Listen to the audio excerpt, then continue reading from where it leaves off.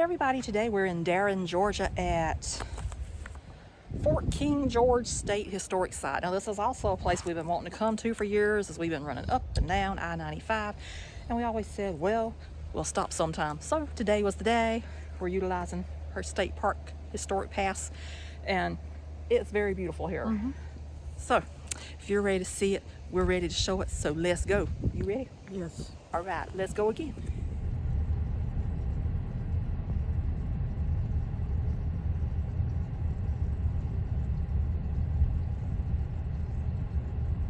Make a sharp right turn, then the destination is on your right. I'm gonna guess it's straight back there compared from what the signs say.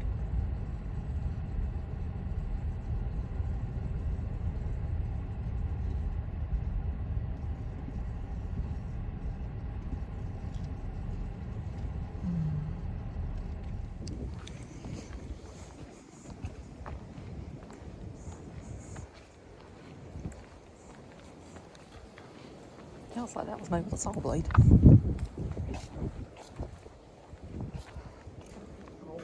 Yeah.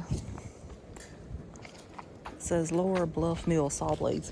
From 1740 to 1923, the sawmills of Darien processed mass quantities of yellow pine and cypress. By 1923, they had depleted the bulk of the resources.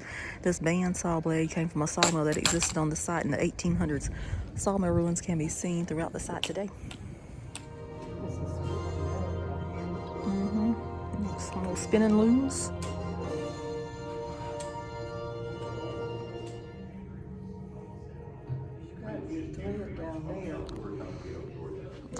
It would have to be because it's yeah.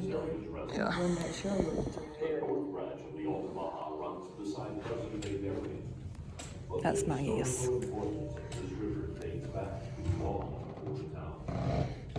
Archaeological excavations along the lower bluff site in the 1950s and 60s revealed ancient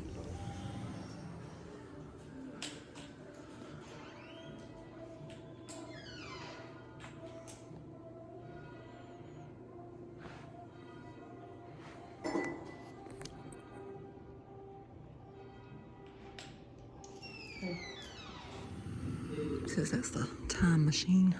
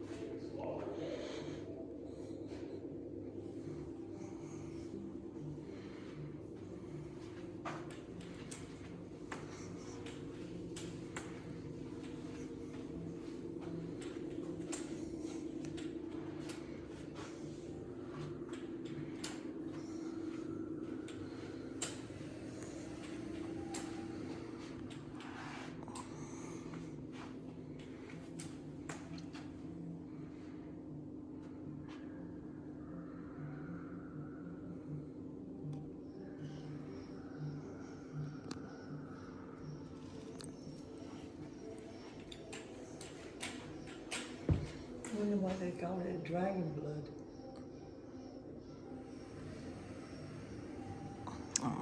All right, there had to be a doctor's kit there. Yeah. They got thongs, different types of thongs. They got little things to pull out different things. Yeah. Amputation. That's a bleeding bowl there. Good Lord have mercy. There's reasons I'm not a doctor, I'll tell you that. Be passed out somewhere.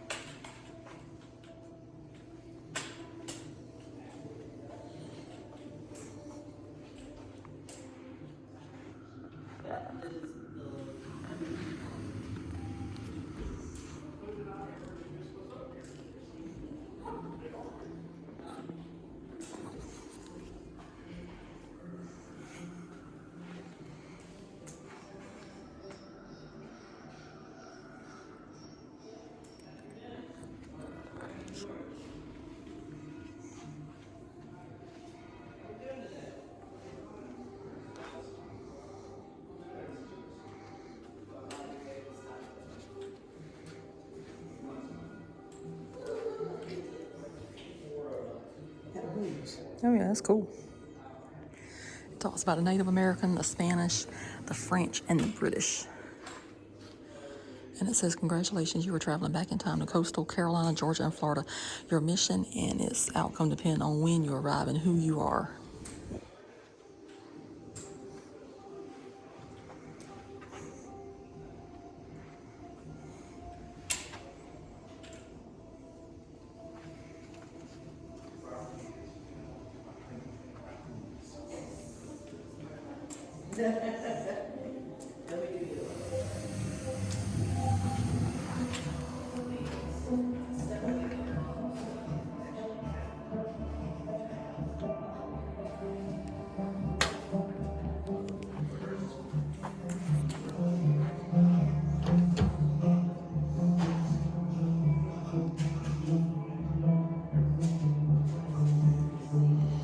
Apparently, I would be the lady that's out there sweeping her yard if I traveled back in time.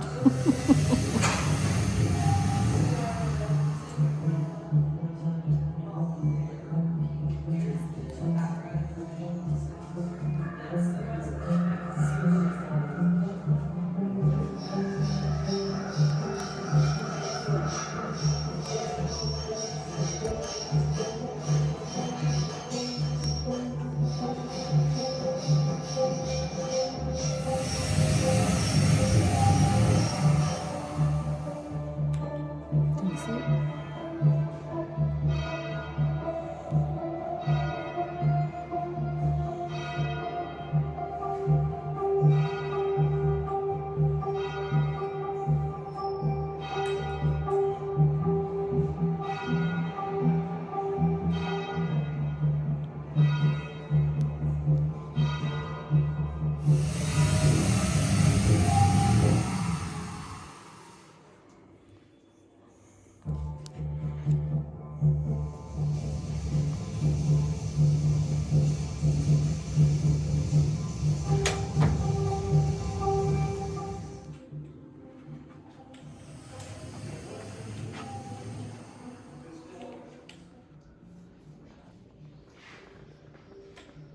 That's probably the reason how come they got that thing in the back.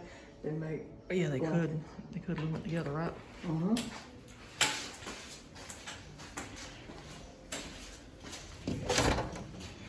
Alrighty, so we are out here.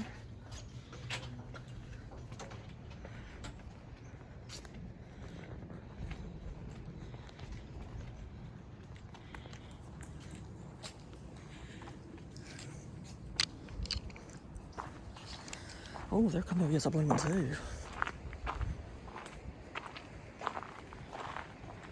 Well, you got to come back this way when you get out of here.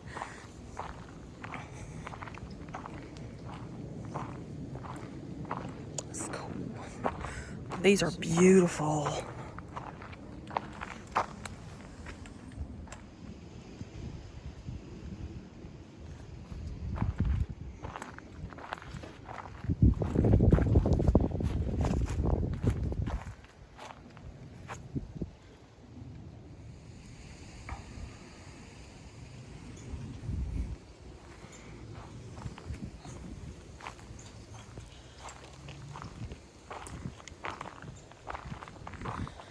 This is Fort King George Historic Site. Darien's booming sawmills and timber industry.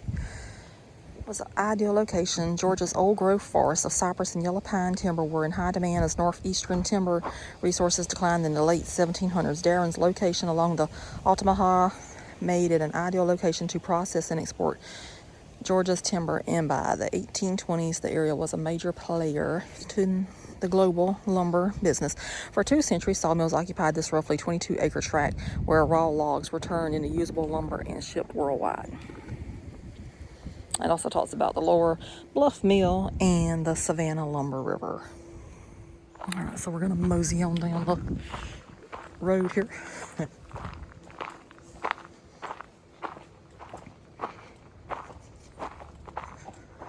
Oh, that's some ruins.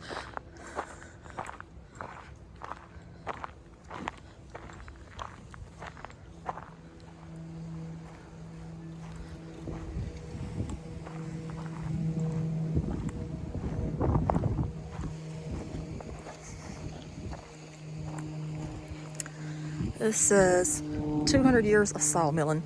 For nearly 2 centuries, the story of a sawmilling in the southeast was enacted on this point on the Altamaha River. In the summer of 1721, men from South Carolina sawed the 3-inch planks to build Fort King George. In 1736, indentured servants of the Scottish Highlanders set up pit saws here and sawed lumber for the permanent houses of Darien and for public buildings in Savannah and Frederica. This was the first commercial manufacture of lumber in coastal Georgia. Through the years, sawmilling continued on this site. In the latter part of the 18th century, a large water mill was constructed and used here, operated by impounding tidal water in a basin on flood tide and sawing with the ebb. In 1818, the Darien Eastern Steam Sawmill was built here, designed by an engineer from London. The mill had 5 gang saws in use with brief interruptions until about 1905. It was then dismantled because of lack of large timber. A circular sawmill built alongside the same basin took its place to be used until the end of the sawmill era in Darien. And I don't know if the sun was hitting that too hard. I don't know. This is pre-tidal powered mill pit saw, and sawmilling began on this site in 1721 when Sawyer David Duval and enslaved Africans cut the cypress planks used to construct the Fort King George blockhouse. A pit saw trestle like this one would have been operated by a tillerman on top and a boxman below. Boxmen wore wide-brimmed hats to protect their eyes from wood shavings. By the 1740s, large-scale commercial mill operations were conducted here.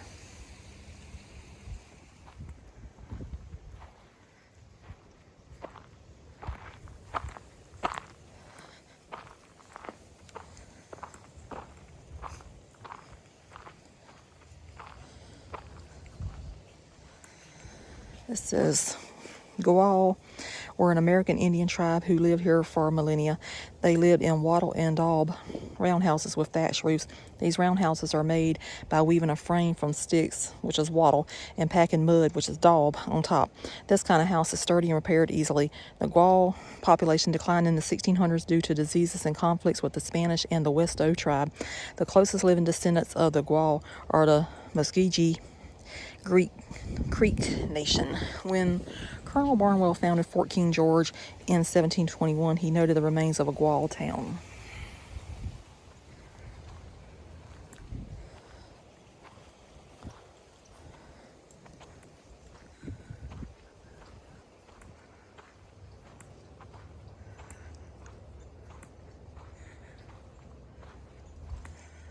This is another one of those instances where I have to bend down to get in.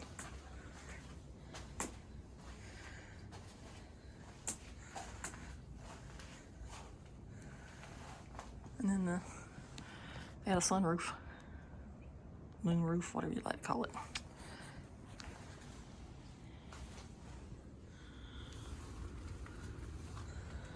It's just interesting.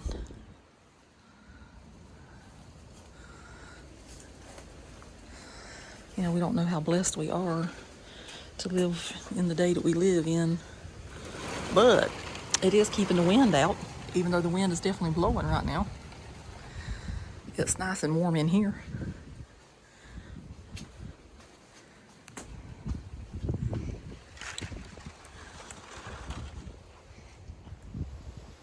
This shows how short the door was, because I'm not even quite 6 foot tall, but I have to bend down to get in. And I have to bend down to get back out. Alright, so we're gonna mosey on. It's like an old grindstone grits mill type thing.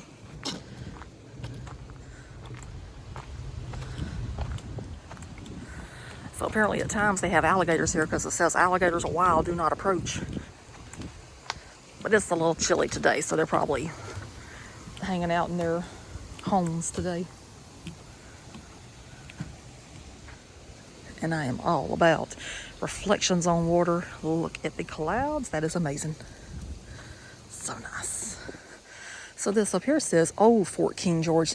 Site of the Old Fort King George, built in 1721 by Colonel John Barnwell of South Carolina under British royal orders. This tiny cypress blockhouse, 26 feet square with 3 floors and a lookout in the gable from which the could watch over the inland waterway, and St. Simon's Island was flanked by officers' quarters and barracks, and the entire area was surrounded on all but the river side by moat and palisades. Garrisoned by His Majesty's Independent Company with replacements of colony scouts, the fort was occupied for 6 years. During that time, more than 140 officers and soldiers lost their lives here and were buried on the adjacent bluff. The first of the British 18th century scheme of posts built to counteract French expansion in America, Fort King George was also a flagrant trespass upon Spanish territory, and during its occupation Spain continuously demanded that it be destroyed. The troops were withdrawn to Port Royal in 1727, but until Oglethorpe arrived in Savannah in 1733, South Carolina kept 2 lookouts at Old Fort King George.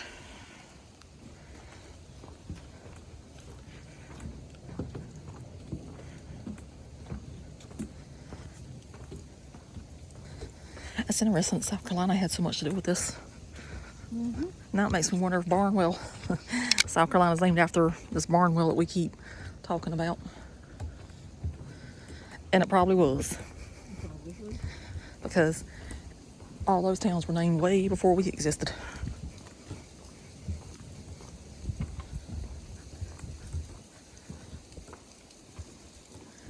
Look at the Spanish moss over there. That's beautiful.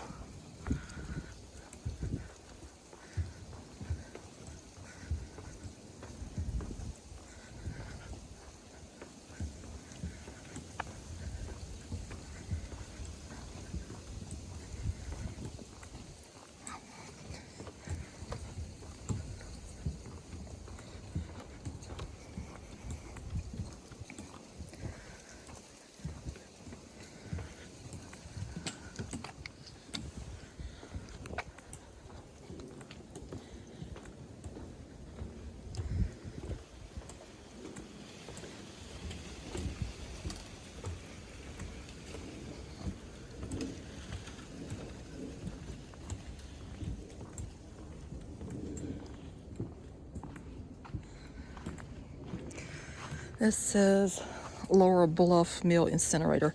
This incinerator was used to dispose of scraps from the largest sawmill that existed here in the 1800s. Roughly a century after the occupation of the fort, the scraps were transported along a conveyor from a large warehouse which sat about 150 yards to the west.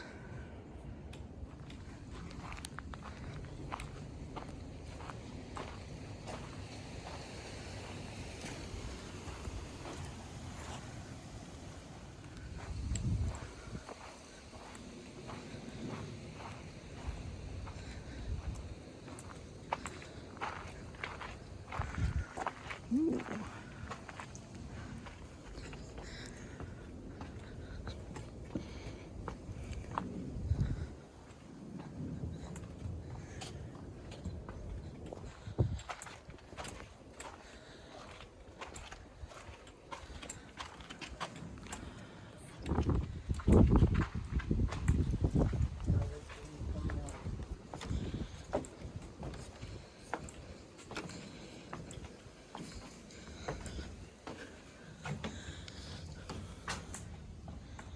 Oh, this is pretty cool.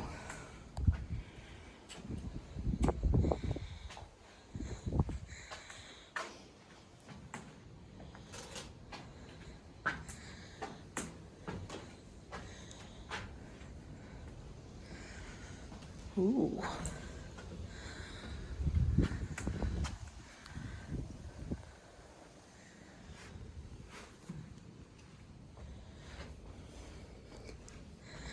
And that says porthole served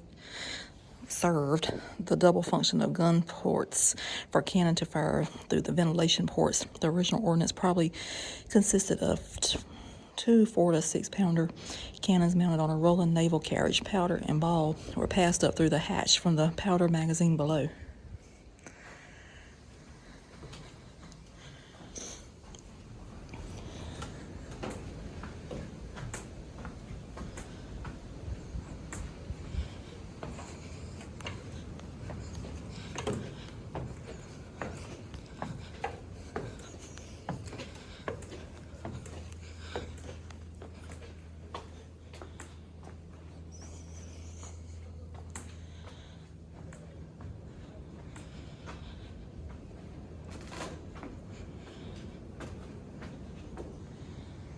Says powder on that.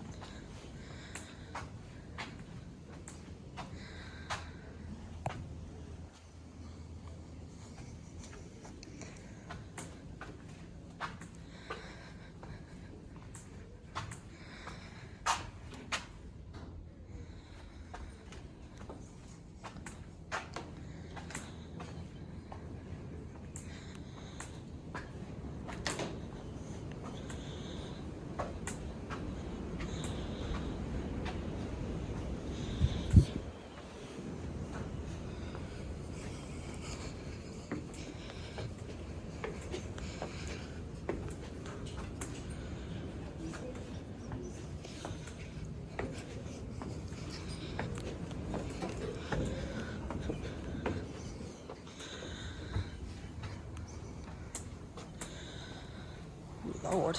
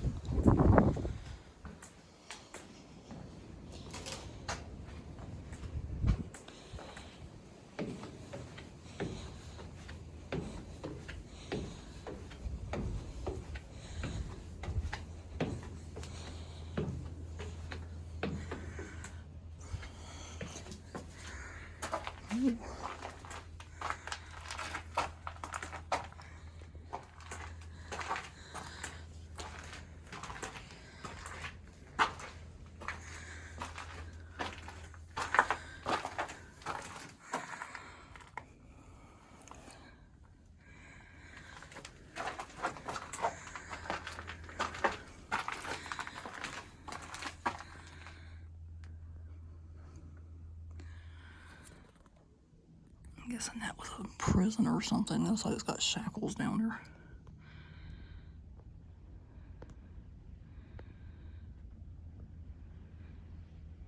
Alright, so I made it out there. That was much higher up than I thought it was going to be.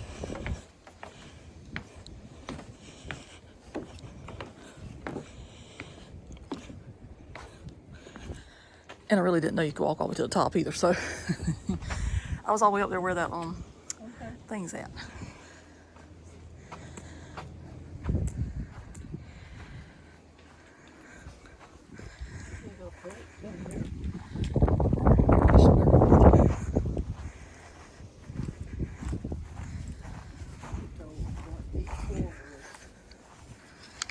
This is Fort King George Blockhouse, and it's 40 foot tall, so I was 40 foot up in there almost. And it says blockhouse literally means a house with blocks, which blocks a pass. The Fort King George Blockhouse was built to block Spanish and French ships from entering the mouth of the Altamaha River. Historically, a blockhouse was a tall, fortified, multi-purpose building inside a stockade wall. The blockhouse served as a lookout tower, offered protection in battle, provided a tall vantage point for firing cannons and muskets, and was used for storage. So on the first floor, we had the powder magazine. The second floor was the gun room. The third floor was the musketry. And the fourth floor was the gable level and catwalk lookout. So I walked the catwalk a while ago. My cats would have been so proud. This is pretty.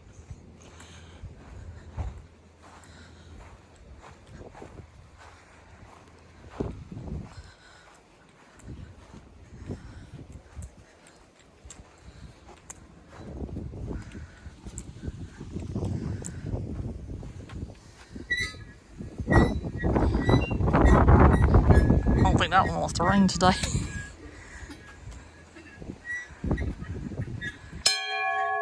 Alright, you got it, Ring. Go. No bomb. Oh. So this was like a house type thing, yeah. They sleep upstairs too. Yeah, they got the lofts up there. Area. They sleep upstairs. And you got one down there. That must have been for somebody like me that's afraid of heights. Because there's no way I'm going up that ladder right there. No way. Firewood. For some reason, Mom is noticing all the chandeliers. Check out this one. It's fancy.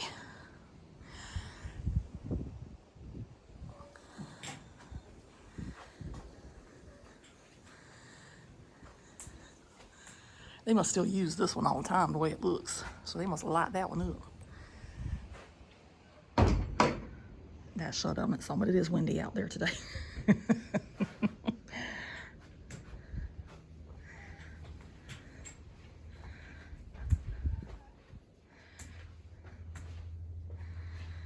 I guess that would have been the coffee kettle. And apparently, they must have really liked the room.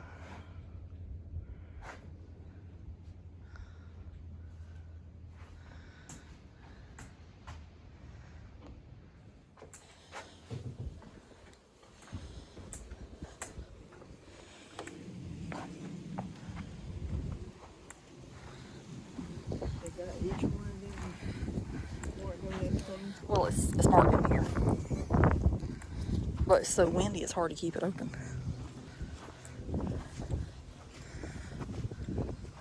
That's got fireworks here too. Yeah, they could have slept a lot of people in here. And they got salt beef, salt pork, peas.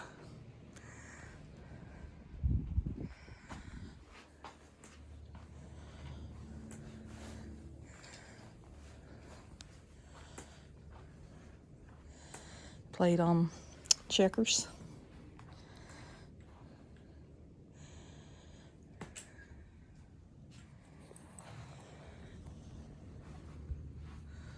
They got a pretty chandelier here too. And that fireplace is outstanding.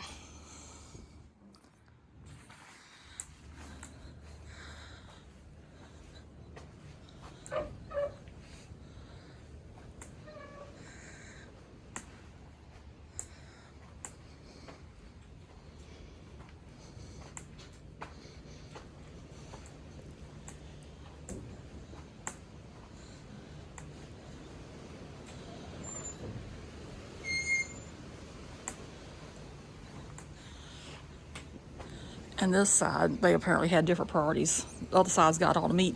This side's got small beer, salt pork, and biscuits.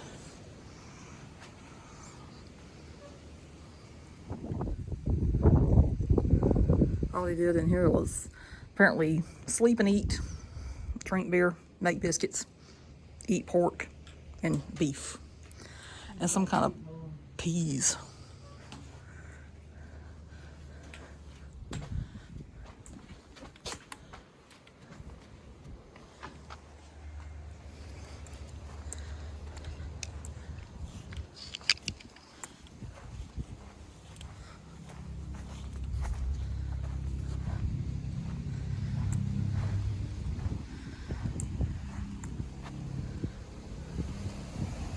But they could run out any time and shoot off the cannons.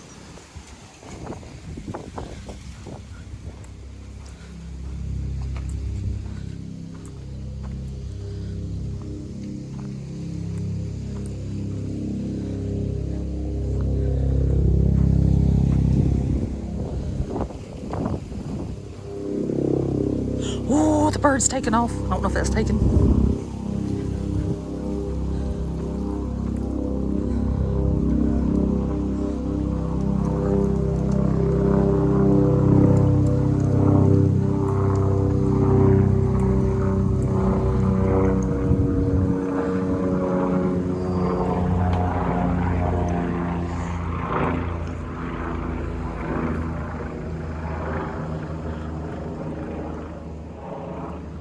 This is pretty.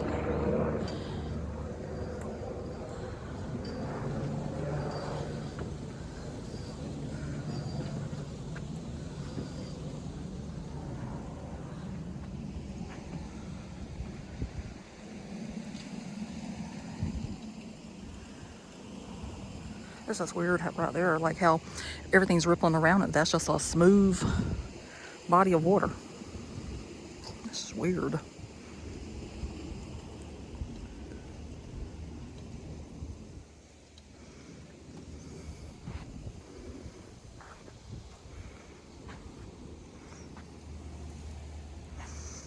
It's really pretty.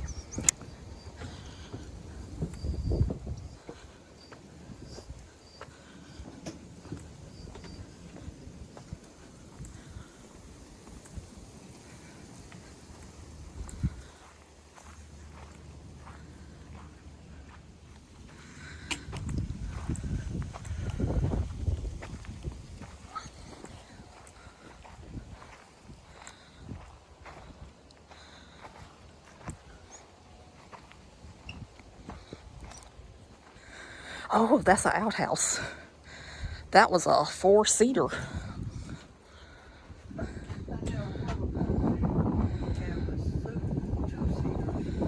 I don't even think, why would that even be a thing though? Are you going to sit in there with 4 of your best friends and shoot the S, as they say?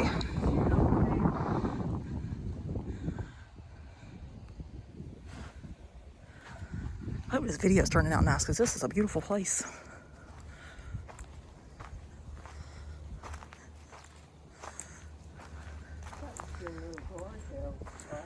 Yeah, I'm not walking up there. Then it's a boat. Looks like it's seen the best days of its life already. So it says scout boat. In the 1720s, travel to and from Fort King George was by boat. Wooden boats were manned by crews of sailors called scouts. Scouts helped build Fort King George along with sawyers and enslaved people. After building the fort, scouts patrolled local waters to warn the soldiers of any threats. Each boat was armed with small cannons called swivel guns. While most scout boats had sails, scouts often had to row against the wind and tidal current. Scouts regularly delivered ammunition, food, and news to soldiers.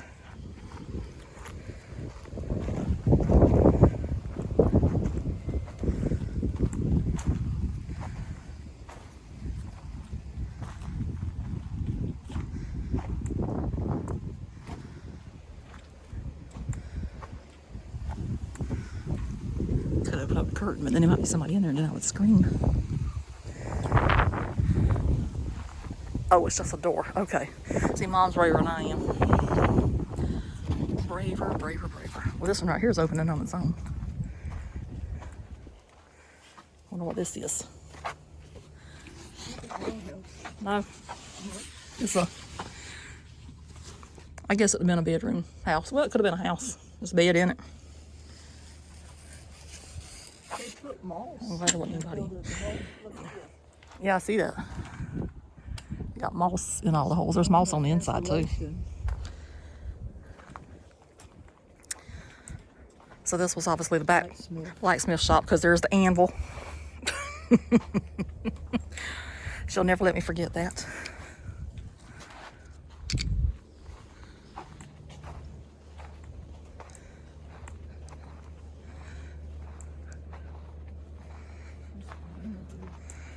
Yeah.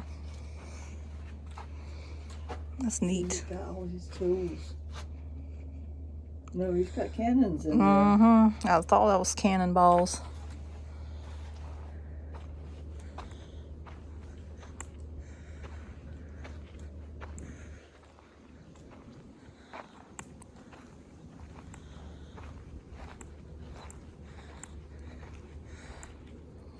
And that's got an oven in there.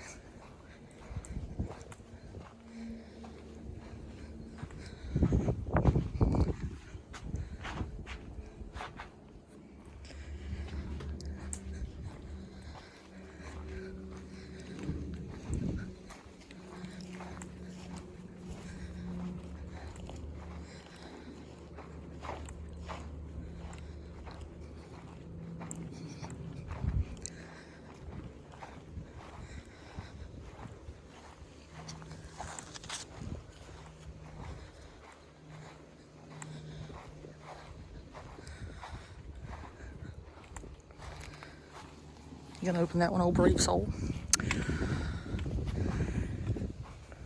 What's in there? Bale hay. They're like a hay wheelbarrow. And some sawhorses.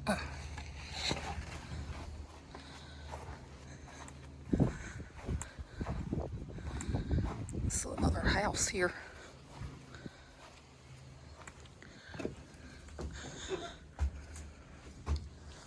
They had tiny houses before tiny houses. I know. And they had small beer and rum, so they like to drink. That's a beautiful room over there. I think that one's freshly made too. Because if it's not, it would be brown, so they just made that room. From other trees. And then we got a bed back here and a table. I don't think I got the sign up. There it is.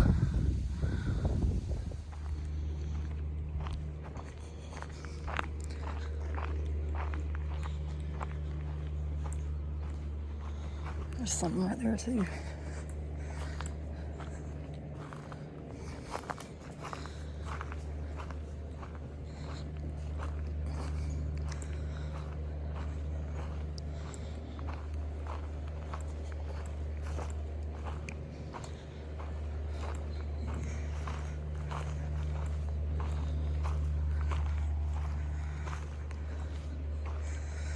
This is Savannah Lumber Company mill site. These are ruins of the last sawmill that stood on this site. Owned by the Savannah Lumber Company, the mill was in operation from 1905 to 1923. It was less profitable than its predecessors due to a decrease in timber quality and an increase in competition from other mills. The rapid production rate and unsustainable practices of Darien sawmilling industry over the previous 2 centuries left only small young timber. Improved railroads allowed mills in other regions to expand their business territory.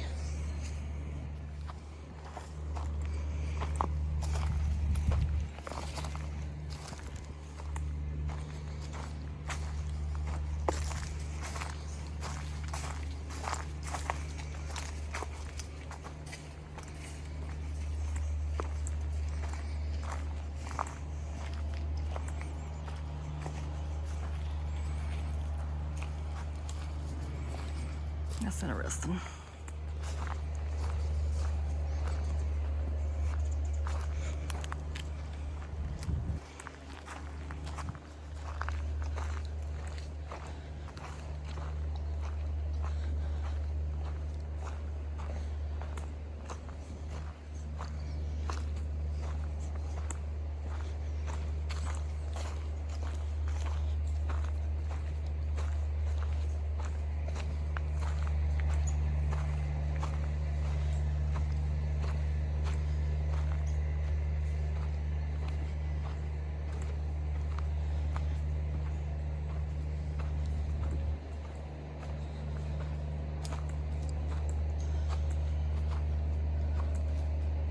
So the nature trail is closed currently.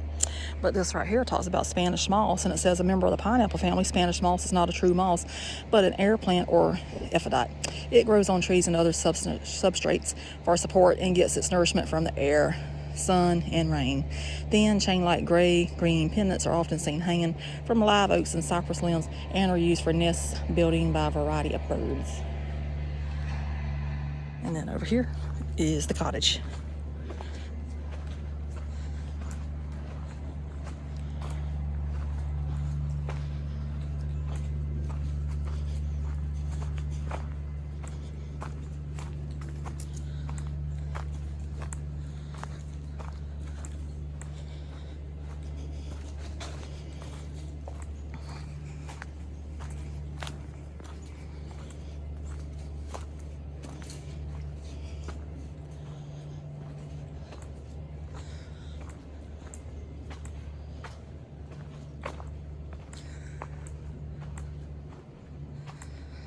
And this says Highlander Cottage. General James Oglethorpe founded Georgia in 1733. Spanish Florida was a threat to Georgia, so Oglethorpe planned a series of coastal towns to protect British interests. In 1736, one of these towns was set up near the site of where Fort King George has been. Oglethorpe recruited Highlanders from Inverness, Scotland, to settle this town called Darien. The Scots of Darien were given land and weapons for their service defending Georgia. They lived in wattle and daub houses like the one rebuilt here.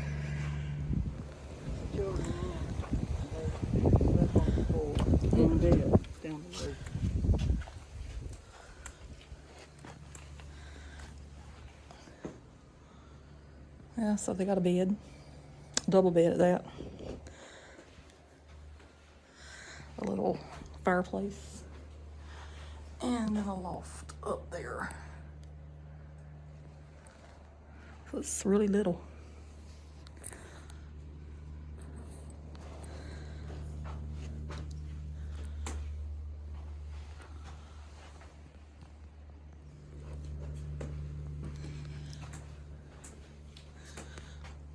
I don't know if that's what the inside walls are made of and they just peeled it back to show.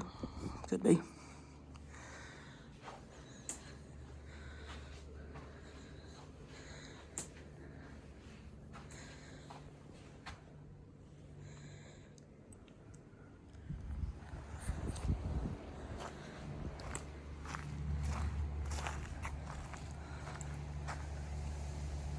There's an old tree there too.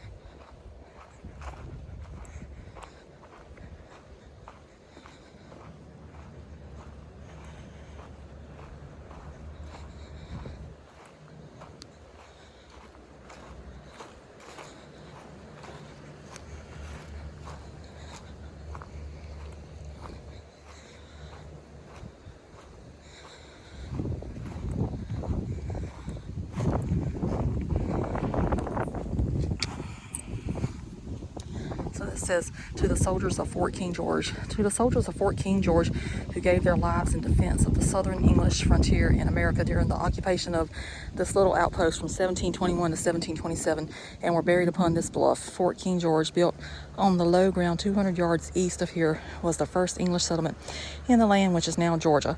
More than 140 British soldiers lost their lives in this first planned effort to hold the old Southeast for an English-speaking people. And that was put there by Department of Natural Resources, Division of State Parks, Historic Sites, and Monuments.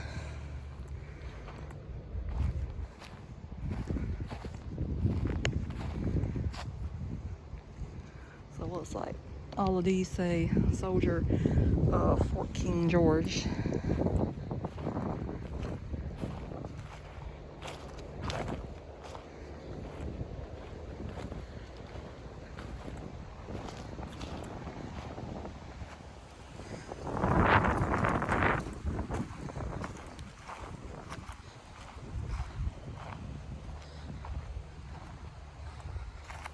Oh, that one's over there by himself and everybody else is over here.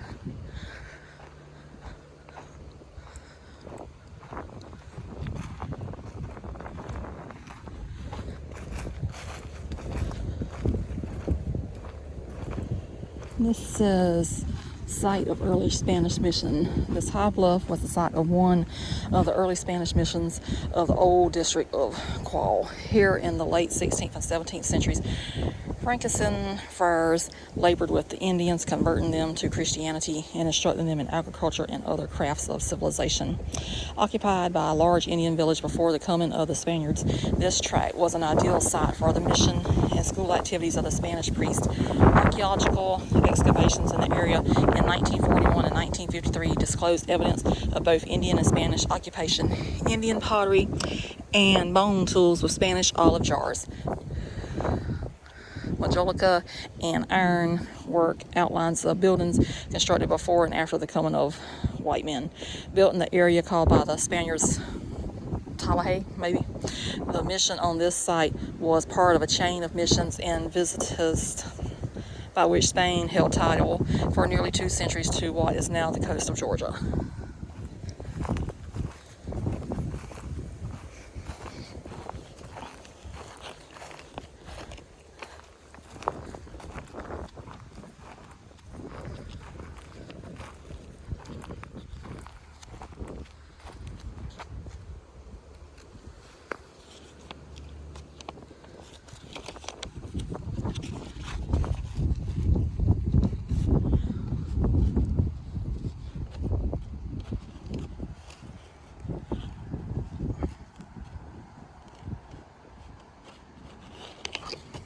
So it says these are Tabby ruins, and these Tabby ruins were the 1800s home of Charlotte and Hamden McIntosh. Tabby is made with lime, sand, oyster shells, and water, and then plastered over. Spanish settlers invented tabby by using shells collected from Native American middens. Tabby was widely used in Spanish Florida and British Georgia and South Carolina in the 1500s to 1800s.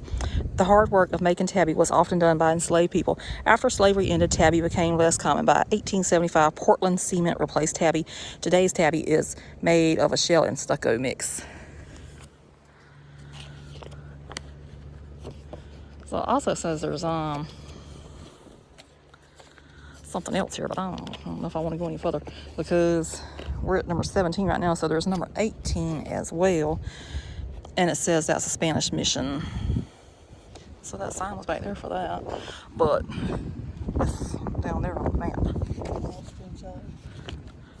I think I've covered enough. I've covered, I think, the whole park pretty much, so. But that right there says site of the Spanish mission, so maybe it was supposed to be over here. And this was supposed to be farther back, maybe. Who knows? Right, so we're going to go ahead and wrap up the video for Fort King George State Historic Site in Darien, Georgia. I am so happy we stopped by. This was really, really nice. And the rangers in there was really nice too. Got to give them props on that. So we also saw some connections from South Carolina there. A lot of South Carolina history as well. And the rangers were basically saying welcome home because this was originally South Carolina before it was ever Georgia. So if that's the case, we're home now. So, you know, I like to read the brochures on this stuff because I don't know as much about Georgia state parks. I do South Carolina state parks. So it says cultures and empires. The site of Fort King George, established along, well, not along, but at the mouth of the Altamaha River, was occupied by indigenous communities and European colonizers. It was valued as a strategically important location to gain control of the southeastern coast. The presence of British soldiers who struggled against the elements for 6 years boosted Britain's claim to the area and set the stage for the establishment of a new colony in 1733. So you had the Scottish Highlanders at Darien. In 1736, General James Oglethorpe recruited a group of Scottish Highlanders to settle a fortified town. The settlement, originally called New Inverness and later renamed Darien, modeled the grid layout of Savannah. The Scots of Darien played a crucial role in the defeat of the Spanish at the Battle of Bloody Marsh on St. Simon's Island in 1742. Once Darien was fully established, the town turned its focus from defense to industry. So you also had the lumber industry. Locals used the region's abundant supply of cypress and yellow pine trees to build the lumber industry that turned Darien into a thriving port town. In 1819, the shift from tidal-powered mills to steam-powered mills brought the Industrial Revolution to Georgia. The steam engine's efficiency and the local thirst for profit eventually depleted area forest. Darien's sawmilling days ended when the Savannah Lumber Company closed in 1923. Many former sawmill workers turned to the sea and became shrimpers. And there was a lot of shrimp boats before we got here. Beautiful out there. This remains a primary industry in Darien. It says the Gaul. I may not be pronouncing that right, but you know how I pronounce things. People have lived in Georgia for at least 12,000 years. Upon European arrival, one group of indigenous people living on the coast were known as the Gaul, but it's not Gaul, it's Wally. I have completely butchered that word, but that's how it's spelled right there. Maybe I should have read this before I've done my whole video. By Spanish colonists. The Wali lived in wattle and daub houses, which were made of plastering clay onto woven vines. The roofs were made with palm fronds for thatching. Following European contact, the dwindling indigenous group, decimated by disease and conflict, came together to survive. These people are believed to be ancestors of the modern Muscogee-speaking tribal nations. It's Spanish missionaries from St. Augustine established Santo Domingo de Tajale here in the late 1500s. This mission was one of several that existed along the coast of Georgia and Florida. The mission was set up in existing Wali villages. The Spanish goal was to Christianize the Wali, who were expected to adhere to European customs and carry out forced labor. In 1597, these conditions led to an uprising among the Wali in the northern missions. This brought a temporary end to the Santo Domingo de Tajale mission, which was rebuilt in 1604. The Spanish led the Altamaha Delta for good. Well, they left it. They didn't lead it. They left it. I must need some sleep because I'm just butchering all these words today, but it is what it is. If you're listening enough, you know. When a tribe called the Westo, allies to the British, attacked in 1661. So a British fort on the Altamaha. The province of Carolina was founded by the British in 1670 and split into the colonies of North and South Carolina in 1712. The border between British Carolina and Spanish Florida was hotly disputed. In 1721, Colonel John Barnwell brought a group of scouts, skilled laborers, and enslaved people to this site to build Fort King George. This fort was part of his plan for a series of forts along the Altamaha River that would expand the South Carolina colony, protecting it from the Spanish and the French. Barnwell was never granted additional funds. Thus, Fort King George became the lone defender of South Carolina's southern border. Barnwell was given command over a collection of surplus soldiers from other British regiments who garrisoned in Fort King George. The fort faced many challenges, including lack of funding and lack of government support. 2 significant fires burned the wooden fort, leading to its decommission in 1727. And this right here was a map. It was very hard to even attempt to hold that map open, but we had a moat, we had a parapet, a blockhouse, doctor's quarters. So the doctor's quarters was the one that had that new looking room inside that had been made. They had officers' quarters, lean-to huts, bake and brew house, that was back there where the oven was at, blacksmith shop, wood shop, privy, which was the 4-seater outhouse. The really long barrack was the enlisted soldiers barracks, and that had about 50 enlisted soldiers where they would spend their off-duty time sleeping and eating in this building. They had an artillery building. I don't think we went and saw that. We did not go see that. And they had sentry boxes, and that was those little things on the corners. I didn't go see number 12, but anyway. Then we also had the Highlander Cottage, the Wally Roundhouse, since I know how to pronounce it now. Oh, Lord. Completely messed up all that in that video. We had the Soldier Cemetery out here, the Tabby Ruins, and the Spanish Mission. And for the sawmills, you had the Reserve Pit, the Saw Blaze, the Ruins, the Pit Saw, the Tidal Milling, Holden Pond, and the Old Tram Line, which we did not see that either because that was like where the nature trail was at. But other than that, I think we pretty much covered most of it. The nature trail was closed. Yeah. So this says, becoming a state historic site. Historian Bessie Lewis identified the original location of Fort King George through archival research in the 1930s. Her work led to archaeological surveys on the site, and the state acquired it in the 1940s. Fort King George was officially opened to the public in 1961. Local community organizations raised funds for reconstruction in the 1970s. Reconstruction of the fort continues to this day. And it's like I was telling them, that building that I walked all the way up to the top, that is very well made. Now about how to But anxiety attack again. So, if you want to come, get you a state park. State historic site pass, because in addition to that, this gets you into the state historic sites, which this is, but it's best to get the combo if I can get it down.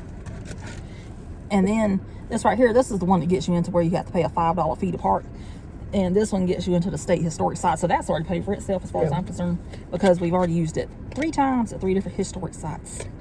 And this right here, we still got quite a few months left on that. So it will be, come on, Georgia State Parks.